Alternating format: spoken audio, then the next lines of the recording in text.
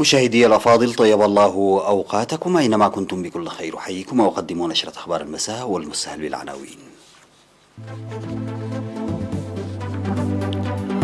الرئيس أفورقي يهنئ رئيس وزراء إثيوبيا أبي أحمد.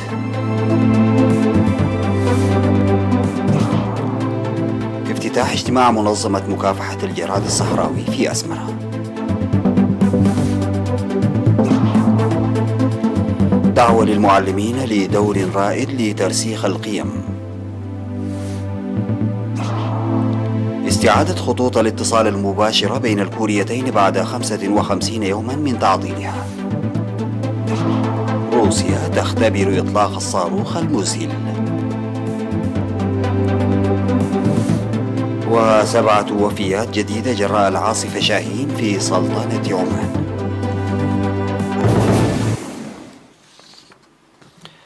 السلام عليكم ورحمة الله. بعث الرئيس أفورقي برسالة تهنئة اليوم 4 من أكتوبر للدكتور أبي أحمد باسم شعب وحكومة إريتريا بمناسبة انتخابه رئيسا لوزراء إثيوبيا مرة أخرى. وقال الرئيس أفورقي في رسالة التهنئة أن إريتريا وإثيوبيا أغلقتا مرحلة التصادم والعدائيات، وإن التقدم الكبير الذي تحقق في السنوات الثلاث الماضية لتمهيد أساس متين للسلام والصداقة بين الدولتين الشقيقتين خلق تأثيرا إيجابيا في نطاق واسع بمنطقة القرن الإفريقي. أعرب الرئيس أفورقي عن ثقته وأمله في أن يتعزز ويتقوى المسار الذي اتبعته الدولتان رغم جهود القوى الخارجية السالبة والمعرقلة التي تسعى لإعادته إلى الوراء.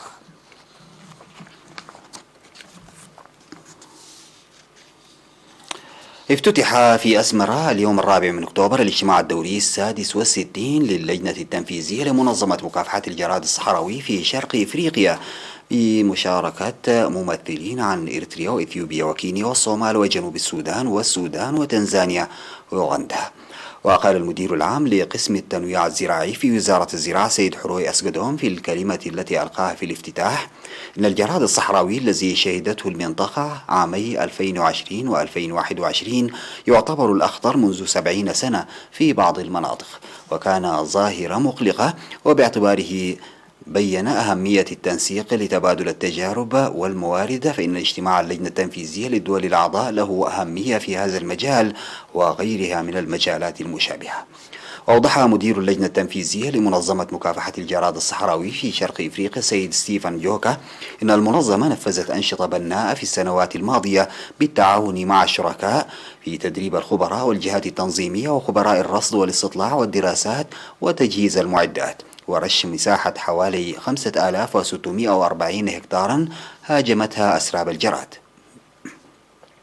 وشدد بوجود العمل المنسق للدول الأعضاء أكثر من أي وقت مضى لشراكة الموارد وتبادل الخبراء والتجارب وانتقال التقنية الحديثة وغيرها.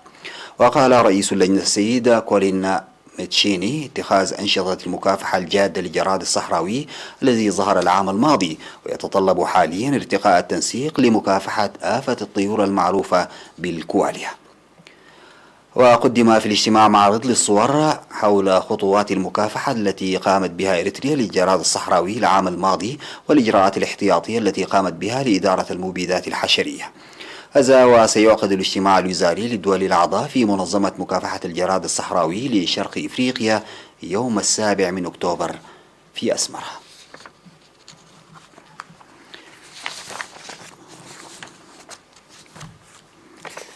أظهرت الفحوصات التي أجريت اليوم في مستشفيات الإقليم الأوسط إصابة 5 مواطنين بفيروس كورونا.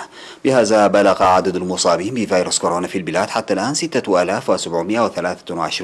شفي منهم 6655 وتوفي 42 مريضا، فيما لا يزال 26 يتلقون العلاج في المستشفيات. وزارة الصحة 4 من أكتوبر 2021.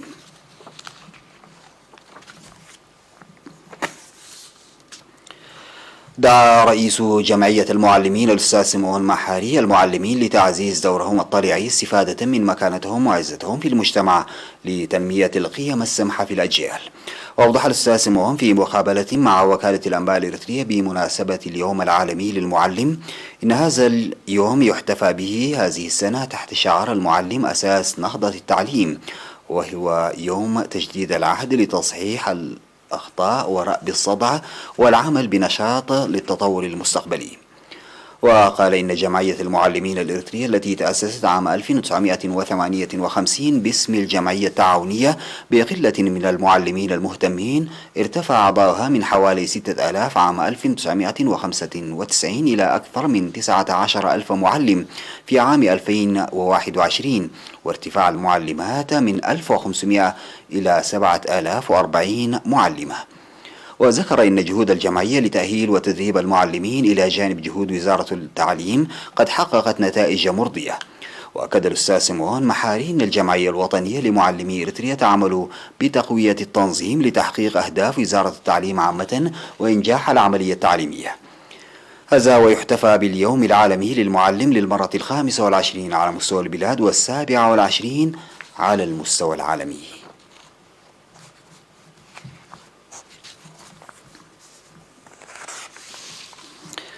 بحث الاتحاد الوطني للمرأة فرع إقليم عنسبة برامج تمكين المرأة ومكافحة العادات الضارة.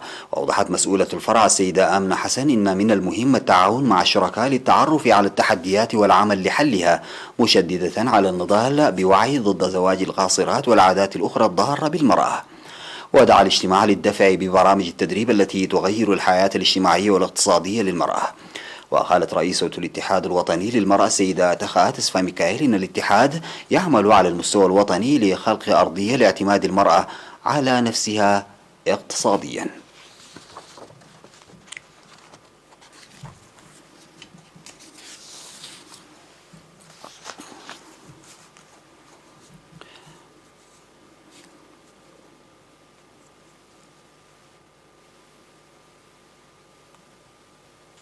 عقد في 3 أكتوبر سيمينار في الإقليم الأوسط بمناسبة اليوم العالمي للسياحة حول دور المرافق الخدمية السياحية في حملة التنمية الوطنية.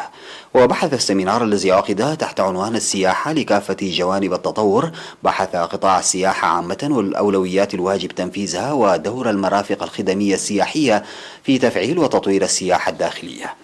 وقدم المشاركون في السيمينار بعد النقاشات التي أجروها في الأوراق والمحاضرات المقدمة قدموا آراء وتوصيات بناءة. وأوضحت المدير العام لقسم السياحة في الإقليم الأوسط السيدة ليا جبرآب في السيمينار إن قطاع السياحة المرتبط بزيارات وحركة الإنسان يعتبر القطاع الاقتصادي الأكثر تضررا من جائحة كورونا، ومن المهم العمل لتطوير هذا القطاع بالنظر بعيدا عن الجائحة. وقام المشاركون بعملية تشجير ورعاية الشتول التي غرسوها في شهر يوليو في منطقة ميدمنت.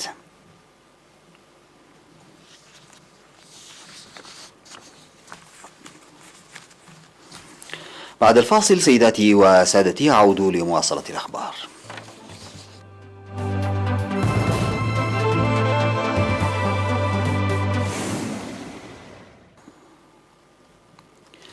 استعادت الكوريتان الشمالية والجنوبية خطوط الاتصال المباشرة بينهما بعد حوالي شهرين من تعليقها بسبب احتجاج بيونغ يانغ على التدريبات العسكرية السنوية المشتركة لكوريا الجنوبية والولايات المتحدة. وذكرت وكالة الأنباء الكورية الجنوبية يونهاب أن هذه الخطوة تثير الآمال في استئناف الحوار المتعثر بين الكوريتين وسط الجمود المطول في محادثات نزع السلاح النووي وعملية السلام في شبه الجزيرة الكورية، مشيرة إلى أن الجانبين أجريا الاتصالات عبر الخط الساخن العسكري وقناة منفصلة بمكتب الاتصال المشترك. وقبل ساعات أعلنت وسائل الإعلام الرسمية في كوريا الشمالية أنه سيتم استعادة خطوط الاتصال إلى عملها الطبيعي اعتبارا من الساعة 9 صباحا.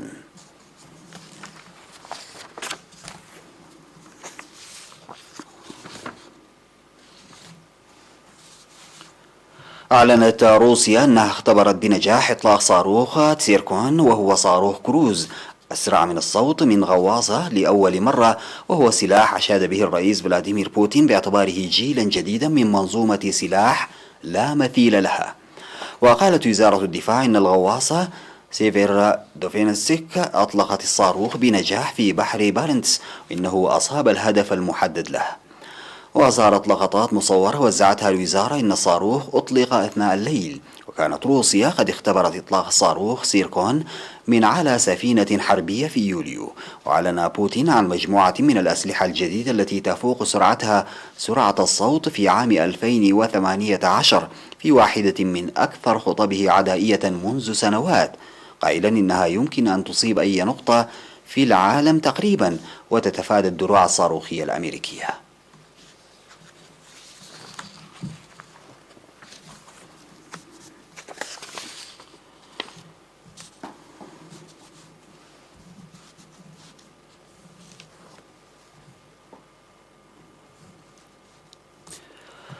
ذكر المركز الوطني لإدارة الحالات الطارئة في سلطنة عمان أنه سجل 7 وفيات جديدة جراء رياح عاتية وأمطار غزيرة مصاحبة للعاصفة شاهين.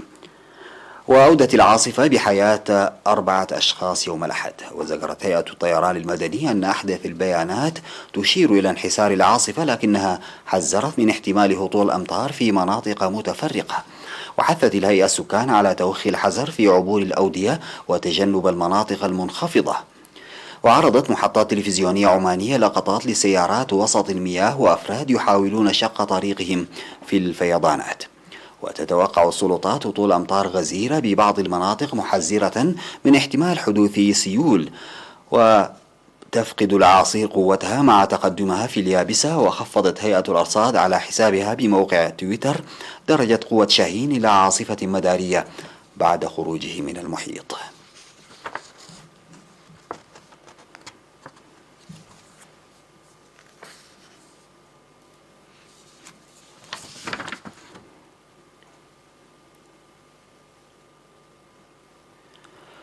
فاز العالمان الأمريكيان ديفيد جوليوس وأرديريم باتوبوتيان بجائزة نوبل للطب للعام 2021 تقديرا لاكتشافاتهما على صعيد مستقبلات الحرارة واللمس، على ما أعلنت اللجنة المسؤولة عن هذه الجوائز العريقة في ستوكهولم.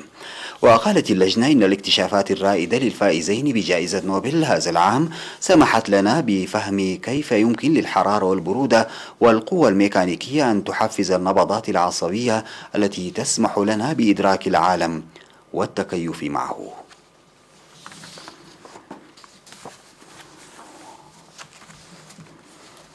ختاما سيداتي وسادتي لنشرة أخبار المساء أعود فأذكر بعناوينها.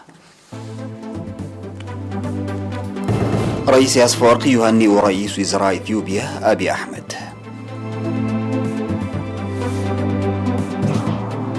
افتتاح اجتماع منظمة مكافحة الجراد الصحراوي في أسمرة. دعوة للمعلمين للعب دور رائد في ترسيخ القيم. استعادة خطوط الاتصال المباشرة بين الكوريتين بعد 55 يوما من تعطيلها. روسيا تختبر إطلاق الصاروخ المذهل. و7 وفيات جديدة جراء العاصفة شاهين في سلطنة عمان.